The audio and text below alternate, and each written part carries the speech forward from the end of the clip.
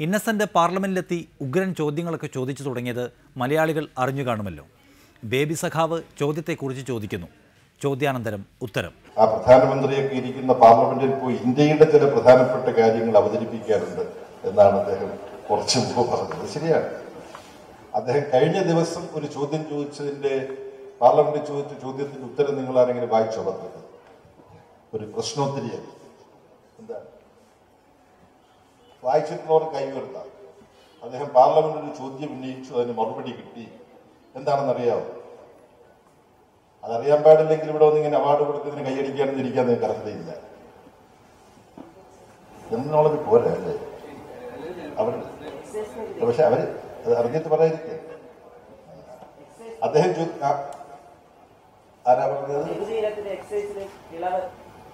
എന്താ താങ്കളുടെ പേര്? ഒരു കുട്ടിയായിരുന്നെങ്കിൽ ഞാൻ ഈ പൂച്ചെന്ന് കൊടുത്തേന്. എന്തായാലും അദ്ദേഹം ഇത് വായിക്കുന്ന പലരും ഉണ്ട്. ശ്രീ ഇന്നസെന്റ് പറഞ്ഞത് വായിച്ചെങ്കിൽ അവർ മിണ്ടാതിരിക്കുകയാണെന്നാണ്. നിങ്ങളെ കൊല്ലക്കാരെ സോപ്പിടാൻ വേണ്ടിയിട്ടാണ് അദ്ദേഹം അത് പറഞ്ഞത്. ഞാനെങ്ങനെ പറയുന്നത്? അപ്പൊ അദ്ദേഹം പറഞ്ഞത് ശരിയാണ്. ശ്രീ ഇന്നസെന്റ് ചോദിച്ചൊരു ചോദ്യം കുറിക്കൊള്ളുന്നൊരു ചോദ്യമാണ്.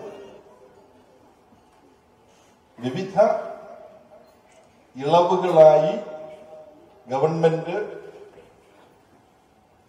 ലഭിക്കുമായിരുന്ന നികുതി ഇനത്തിൽ ലഭിക്കുമായിരുന്ന തുകയിൽ വേണ്ടെന്ന് വെച്ച തുക, ഉപേക്ഷിച്ച തുക 3 ലക്ഷം കോടിയിലധികം വരും എന്ന് ഞാൻ ഓർമ്മയെന്ന് പറയാണ്. 3 ഇനത്തിൽ അതിന്റെ സ്ഥിതിവിവരക്കണക്ക് വന്നിട്ടുണ്ട്. ഇനി ഇന്നസെന്റിനെ കുറിച്ച് ബേബി സഖാവിന്റെ അവധാനതയോടെയുള്ള വർണ്ണനയാണ്. സ്കൂളിലെ പാഠപുസ്തകം വരെയായ ഇന്നച്ചനെ കുറിച്ച് അദ്ദേഹം യഥാർത്ഥത്തിൽ സഞ്ജയ് അല്ല കേട്ടോ, M.R. നായർ എന്ന് പറഞ്ഞ മികച്ച സാഹിത്യ നിരൂപണങ്ങൾ എഴുതിയിട്ടുള്ള, അതേസമയം അത്യുജ്വലമായ നർമ്മ കവിതകളും ലേഖനങ്ങളും നർമ്മോപന്യാസങ്ങളും എഴുതിയിട്ടുള്ള ഒരു പ്രതിഭാശാലിയുണ്ട് സഞ്ജയൻ. മലയാളത്തിലെ ഏറ്റവും പ്രശസ്തനായ, ഏറ്റവും പ്രഗത്ഭനായ, മൺമറഞ്ഞു പോയ ഫലിത സാഹിത്യകാരനാണ്, സാഹിത്യ പണ്ഡിതനുമാണ്. ആ സഞ്ജയന്റെ, E.V. കൃഷ്ണപിള്ളയുടെ, VK-ന്റെ ഒക്കെ അംശങ്ങളുള്ള ഒരു പ്രതിഭാശാലിയാണ് യഥാർത്ഥത്തിൽ ഇന്നസെന്റ് എന്നാണ് തോന്നുന്നത്. കാര്യം അദ്ദേഹത്തിന്റെ വാക്കുകൾ, അദ്ദേഹത്തിന്റെ പ്രതികരണങ്ങൾ, അദ്ദേഹം എഴുതിയിട്ടുള്ള പുസ്തകങ്ങൾ, അദ്ദേഹം എഴുതിയിട്ടുള്ള പുസ്തകത്തിലെ ഒരു ഭാഗം ഇപ്പോഴത്തെ ഗവൺമെന്റിനെ പാഠപുസ്തകത്തിൽ ഉൾപ്പെടുത്തേണ്ടി വന്നിട്ടുണ്ട്. കുട്ടികൾ പഠിക്കുകയാണ്. ഇപ്പൊ വീട്ടില് 2 ഇരട്ടക്കുട്ടികളാണ് എൻ്റെ മകന്. ട്യൂഷൻ ടീച്ചർ പാഠപുസ്തകം എടുത്ത് പഠിപ്പിക്കുക. ഇന്നസെന്റ് രോഗത്തെ എങ്ങനെയാണ് അഭിമുഖീകരിച്ചത്.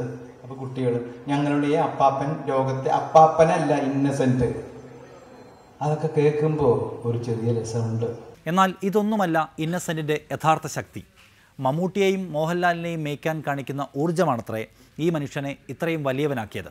ഇതിന്റെ ഏറ്റവും വലിയ പ്രാഗൽഭ്യം എന്താണെന്ന് ചോദിച്ചാൽ, ശ്രീ മമ്മൂട്ടിയെയും ശ്രീ മോഹൻലാലിനെയും ഒക്കെ ഒരുമിച്ച് മേയിച്ച് നടക്കുക അമ്മ എന്ന് പറയുന്ന സംഘടനയിൽ. അതാണ് ഒരു പക്ഷേ ഏറ്റവും ദുഷ്കരമായ അദ്ദേഹത്തിന്റെ പ്രാഗൽഭ്യത്തിന്റെ ഒരു മേഖല എനിക്ക് തോന്നുകയാണ്.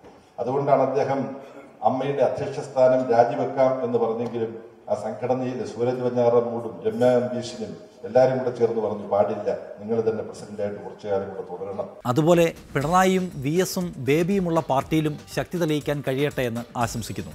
ഇന്നത്തെ ഡെമോക്രസി ഇവിടെ പൂർത്തിയാകുന്നു. വീണ്ടും നാളെ. നമസ്കാരം.